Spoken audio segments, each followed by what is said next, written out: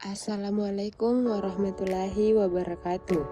Mata kuliah Perbandingan Administrasi Negara, dosen pengampu Ibu Dr. Mulyani SSIP. Perkenalkan, nama saya Rizky Elisa dengan MPM 091 058 042 1106 dari kelas A semester 6, Prodi Administrasi Publik, Fakultas Ilmu Sosial dan Ilmu Politik, Universitas Muhammadiyah Sidenreng Rapang.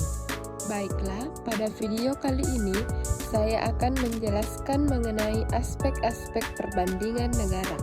Yang pertama yaitu bentuk negara. Adapun contohnya yaitu bentuk negara kesatuan adalah sistem di mana kekuasaan politik terpusat di pemerintah pusat dan wilayah administratif yang lebih rendah seperti provinsi, negara bagian atau kabupaten hanya memiliki otonomi terbatas yang diberikan oleh pemerintah pusat.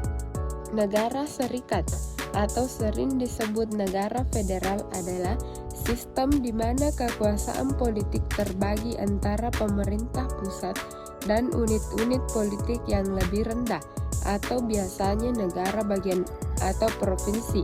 Contoh negara serikat termasuk Amerika Serikat, Kanada, Australia, dan Brasil.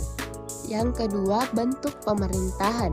Bentuk pemerintahan monarki adalah sistem pemerintahan di mana kepala negara adalah seorang raja atau ratu. Dalam pemerintahan monarki, kekuasaan politik diwariskan secara turun-temurun dalam sebuah keluarga kerajaan atau dinasti. Bentuk pemerintahan oligarki adalah sistem di mana kekuasaan politik dipegang oleh sekelompok kecil orang atau kelompok kepentingan yang memiliki kekayaan, kekuasaan, atau pengaruh politik yang signifikan. Dalam pemerintahan oligarki, keputusan politik seringkali didasarkan pada kepentingan dan keuntungan dari elit politik atau ekonomi, dan partisipasi politik dari masyarakat umum dapat sangat terbatas. Yang ketiga yaitu sistem pemerintahan.